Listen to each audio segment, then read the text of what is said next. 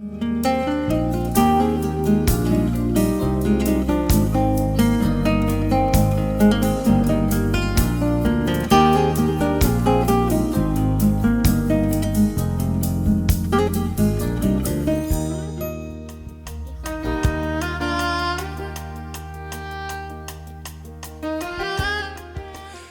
welcome to Eyes on Books. My name is Jonathan Williams. My co-host today is Terry Kelsall.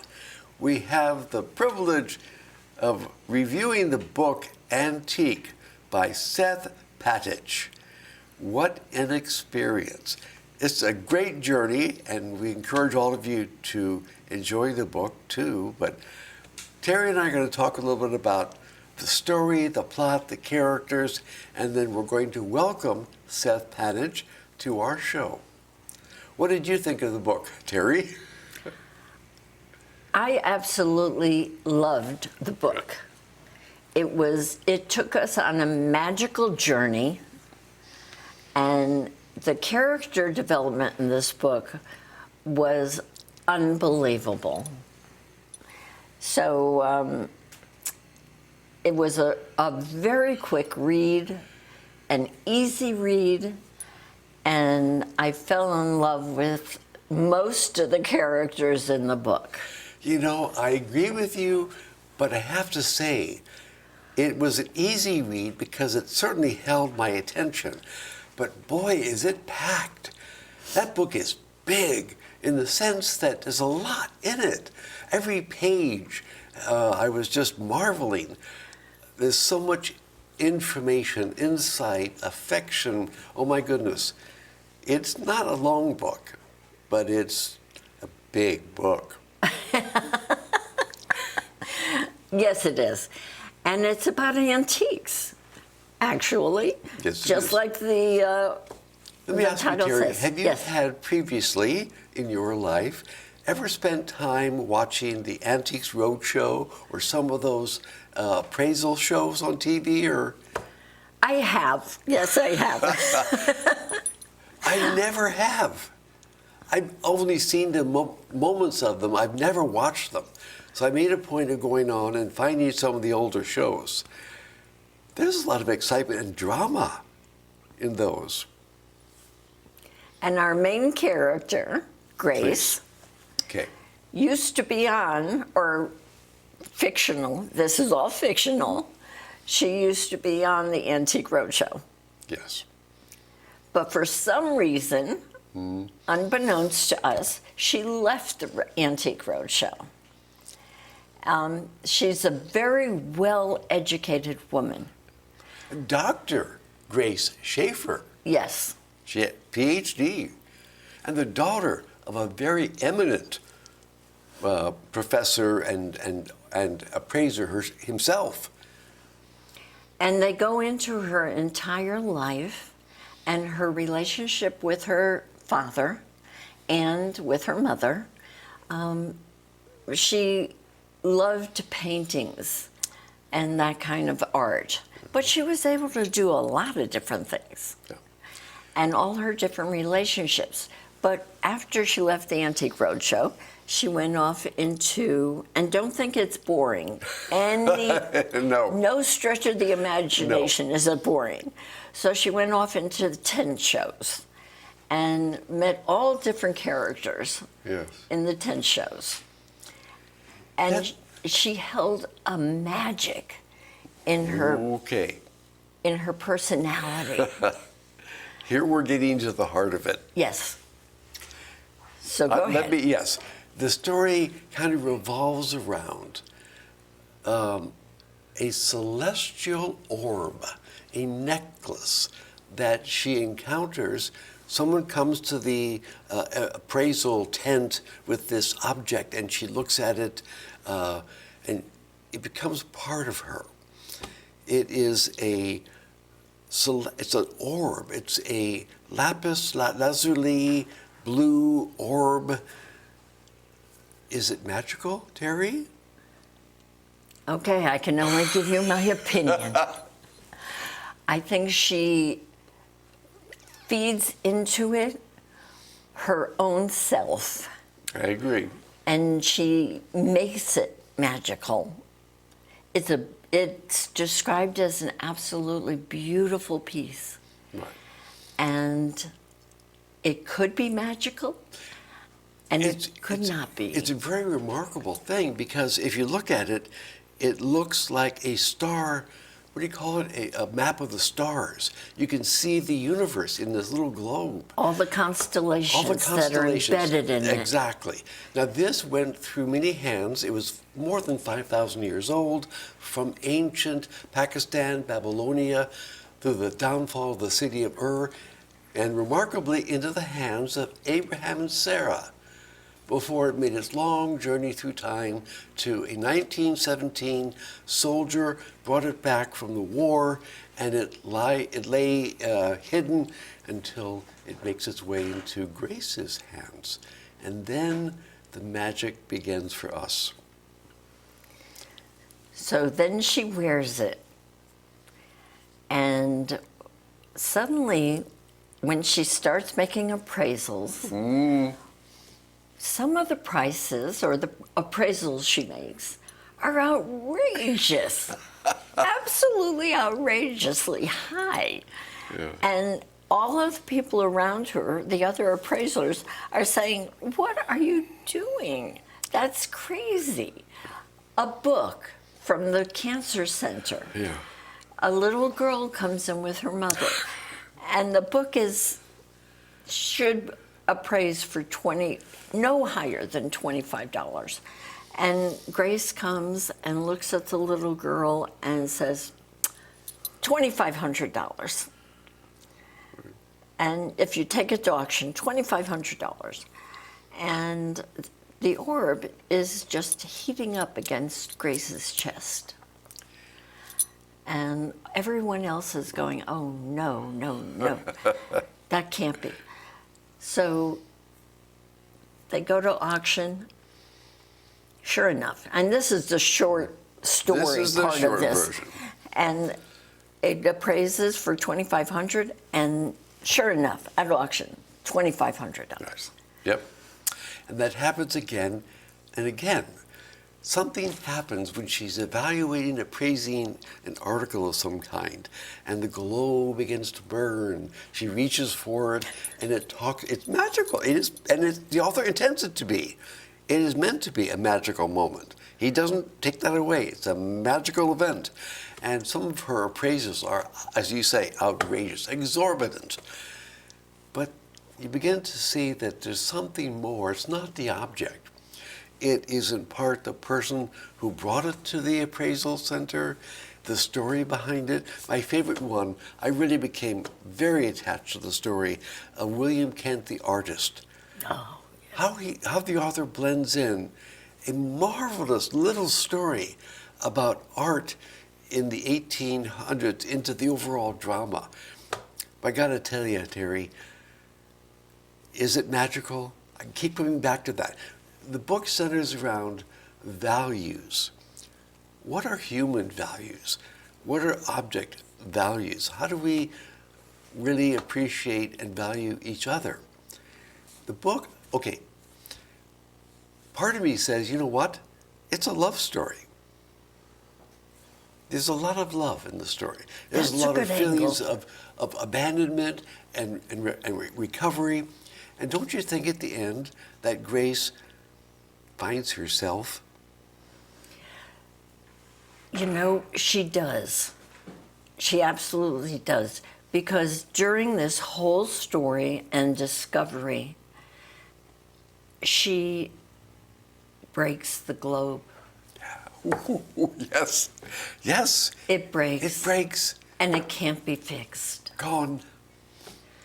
So she has to rediscover who she is and fall back in love with who she is. Right. And she has to believe in who she is. And can she do this without the globe? And it's really fraught. I mean, it's very, very fraught in the book because things escalate. And she's going to end up going to Sotheby's auction house based on her appraisal. it is fraught. What's going to happen? There's a very dramatic moment in this book when the painting is finally up for auction. What is going to happen? Is Grace going to be right or not? And she has been proven that it was not an original, Kent. Yeah. But does she believe in herself enough? Well, we're going to find out in just moments because we're going to interview the author of the book, Seth Panich. I'm really looking forward to it. I have a lot of questions for Seth. Let's meet Seth. Okay.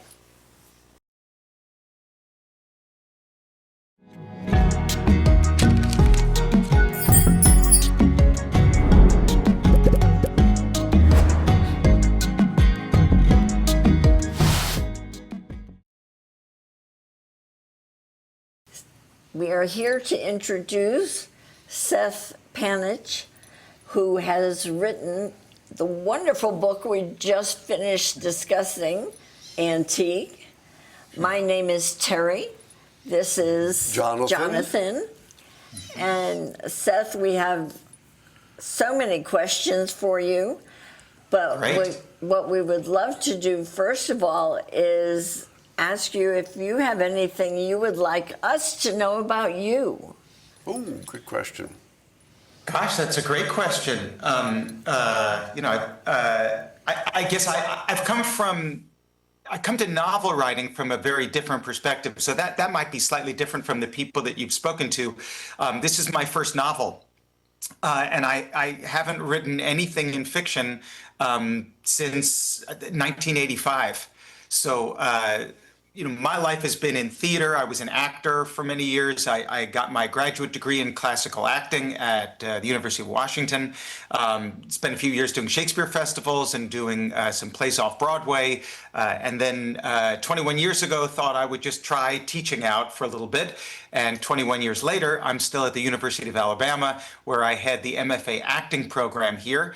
But during COVID, where all great ideas came from, right? I was just thinking about what's going to be the next chapter. What's the next challenge?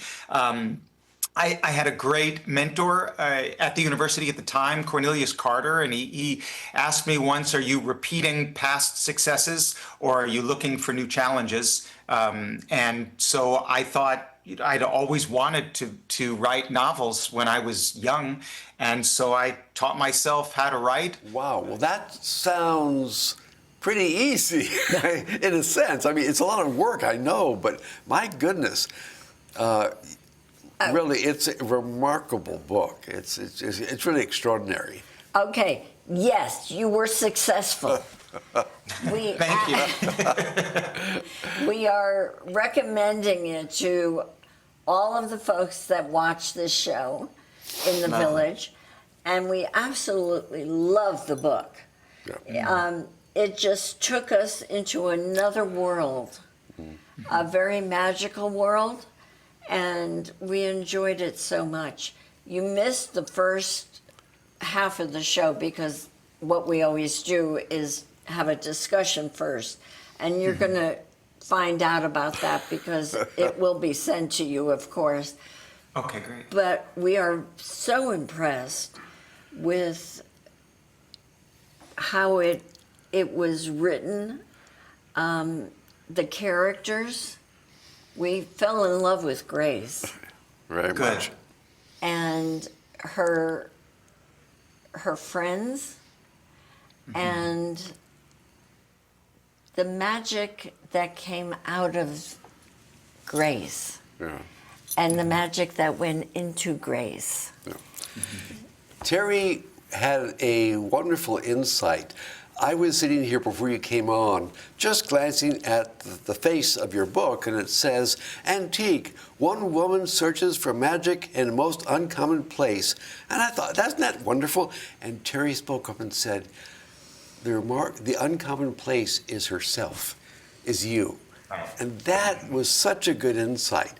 The most uncommon place for us to look for our worth, our value, often is inside ourselves. I was watching Antiques Roadshow during COVID. I was working out on the elliptical, huffing and puffing. And if you're familiar with the show, there's an episode that everybody loves. There's an older gentleman, and he brings this old rug. It's this old beat-up rug that he had over a chair. And he brings it in thinking it's worth a little bit of money. And the appraiser, their eyes just light up because they know exactly what it is. And it turns out that it's a Navajo chief ute blanket that's worth $500,000. And the guy just starts crying uncontrollably, not because he's sad about $500,000, but because he's so moved. And he keeps saying, my grandmother, my grandfather, they were poor farmers. They didn't think anything was in their life was worth anything. And he felt that they were saying that his grandparents were worth $500,000. And that to me was incredibly moving, that we have organizations that can give that to people. But the flip side, of course, is I felt very sad that we need outside organizations and influences and people to tell us what we're worth. And so that's sort of the battle in the book, is how do we find self-worth, especially in a society like today where things are based on such surface elements on social media. How many clicks do you get, and how many thumbs up do you get, and how many friends do you have on Facebook and all those types of things? And I think we've lost our ability to look inside and really derive pleasure and joy and bliss out of I don't want to say self-love in a negative sense, but in self-understanding. And also, the book is a journey. So often we're used to social media, like, what did you do at 3 in the afternoon yesterday, and at 2 in the afternoon before that? It's meaningless. But this book is a journey from her childhood, through her adult life, and the changes she goes through, and the things that she discovers about herself. I just love the book, and I love so many bonds that existed between the people. And they evolve. I mean, her relationship with her father is one thing at the beginning, and it's a little bit different at the end. Relationship with her mom is certainly very different at the end than the beginning. And Max, and oh my goodness. So I'm wondering when I'm reading the book, where is the magic? Is it really in the orb? And Terry's convinced it's not in the orb. To be frank, my perspective is that it's everywhere. That it is in the orb, and it is in Grace, and it is in her father and her mother, and Jerome Zwick and everybody that she knows. That magic is perspective, right?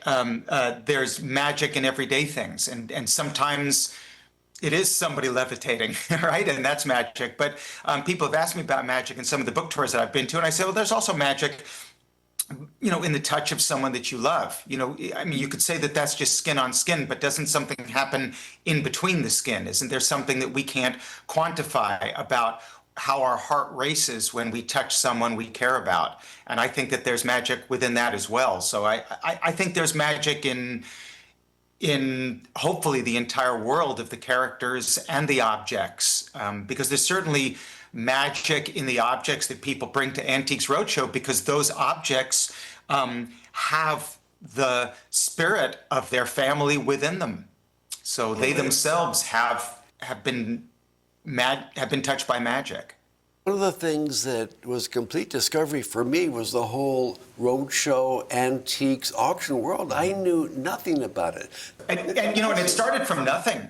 It was originally a British show, and it was a Stump the Appraiser show. So they'd bring on appraisers who had not seen any of the objects, and they would do this live, and people would bring an object from, the 1300s or Babylonian times, and the appraisers would have to guess what it is. And that really took off. And so after that, it became Antiques Roadshow in England. It sort of blossomed into that. And then there was an American producer who saw it there and thought that it would work here. But the first show here was in Boston, on public television in Boston, outside the city, in a warehouse to like 30 people. And it just struck a nerve in people. There's that sense that is there something magical, something worth an incredible amount of money in my closet, right? Or upstairs in my attic. Of course, the point of this book is there's something magical within your parents or grandparents or whatever that is as well. And I think that's what hooked on. But yeah, it's when they come to town, it is like, the Normandy landing. I mean, they come in giant semis, and they have to set up these huge light towers and really convert these empty, warehouse spaces into studios. A thing that I love, the way the book blends mystery and magic. Magic is one thing. Magic is not expected. It just happens. Oh, where'd that come from? But mystery, mystery that beckons to us, that really moves us. There's mystery in life and magic in life, and we often miss that, I think. Yes. And your book does it just so beautifully. I think people are going to be so delighted when they pick up this book or they listen to it audibly. They're going to be so delighted. This is a good one for book clubs or just sitting at home alone reading it or listening to it. You've just captured some special moments and times, and I just want to thank you for putting this together. And you're so welcome. And giving people special moments in this book. And if they really take the time to think about it and look at the depth of what's in the book. And I have to tell you, you made me read this book twice. Oh. I had to do it twice because you confused me when the globe broke. And that's what really got me confused in the middle of the book. Because it broke, and I said, oh, right. She got a little greedy, and the globe broke, but she's still doing good things. What happened? And then all of a sudden, the globe reappeared. And where did that come from? So we're going to give this away for your readers, huh? No, we are not. No, we are not. Because I'll tell you where it came from. I'll give you a very general idea of where that came from. That I had not planned that's what was going to happen in that moment. So when the reader comes to that was a surprise to me. It has to do with what happens with Vic. There's something magical that happens for her ex-husband. And to me, I thought that there was something more than what existed in reality to help him to that point. And it's something that's referenced earlier on in the book. So some of those moments that you're talking about, the reason why they're so dear to me is because they weren't planned. They weren't part. I outline like crazy. I have like a 70-page outline of every single chapter and everything that's going to happen in it. But when I actually write the scene, I don't look at the outline. I have the outline to just get me into the room, right? But when I'm actually writing, I try to just improvise. But I'm improvising off of a very firm foundation, and that sort of gives me the confidence to do that. But that discovery of Grace at the end, I had not planned on it, and it made sense to me in the moment that they would be reunited because of something that she's done. It hit. To celebrate it was her. Great. It was great. Yeah. Well, so I guess writing can be exciting, is what you're saying. Okay, oh, God, yeah. The first draft is incredibly exciting. Unfortunately, it's 560 pages long of exciting, so you have to cut it down. But for me, the first draft is just—it's like a fever dream. It just tears out of me. The rewrites are tougher. They're less exciting because now you've got to form it into something that's perceivable by a reader. And the first draft is just for you as a writer. I don't think about the reader at all. I just think about connecting emotionally with what's going on in the scene, and that's my acting training has really helped me with that. It's funny because all of the training in my life, everyone says, well, how did you just learn to write novels? It's all acting. I connect with the characters when I write them. It's my playwriting that helps me write the dialogue. It's my directing of theater and film that allows me to move the action and move the eye of the reader through the action. So all those things have helped me as I've done that. But the first drafts for me are very emotional. Sometimes it's tough for me to get through scenes because I'm experiencing it as those characters are experiencing those things that happen to them. And I think because you've talked about the places that you've been able to go reading it, that really makes me so happy because I go to places when I write it. And so just to think that we both go to the same place is, I think, a very exciting thing. What parts of the book were the most fun to write that you really got a kick out of? Right? Because there's so much in the book, the characters and the loves. It's a love story on many levels. It is a love story. The scenes when she goes to auction, those to me were very exciting. The Sotheby's scene, because I had researched Sotheby's and I really tried to get under the skin of their main appraiser. He's this incredible, dynamic figure that tells people exactly what they'll pay for an object. It's pretty astonishing watching him work. So being in those really dramatic, high intensity situations, I loved. I loved the discovery of Grace's, I won't say what it is, but she gets in contact with what may or may not be her holy grail. Every appraiser has that one thing that they're looking for that's going to cap their career or their lives. And it's the work within that piece of art really excited me. Obviously the Antiques Roadshow, because I'm such an Antiques Roadshow fan, so being able to write that and go to that place was exciting to me. And I think anytime I was dealing with the celestial globe, any of that was really exciting to watch because I didn't know what it was going to do sometimes. It would So just, what you're saying that's is the great thing about writing is that sometimes the writing happens without you being conscious of it. And it's that unself-conscious art that excites me the most. Seth, we're going to have to sign off in about a minute or so. In 2 minutes, I'm going to. But you just infected a lot of people with the writing bug. Yes, you make absolutely. it sound so exciting. To write was the last chapter. Was how to say goodbye to the book. It was tough to do, but I really enjoyed that. I needed that transition to get out of writing the book.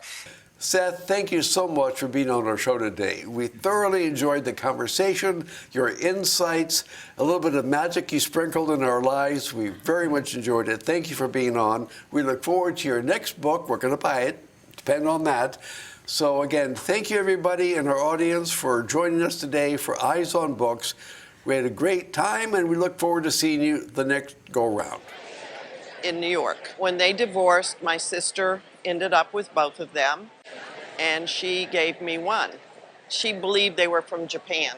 A little surprised when I say it's worth about $80,000 to $100,000 at Really? auction. Really? We have two of them.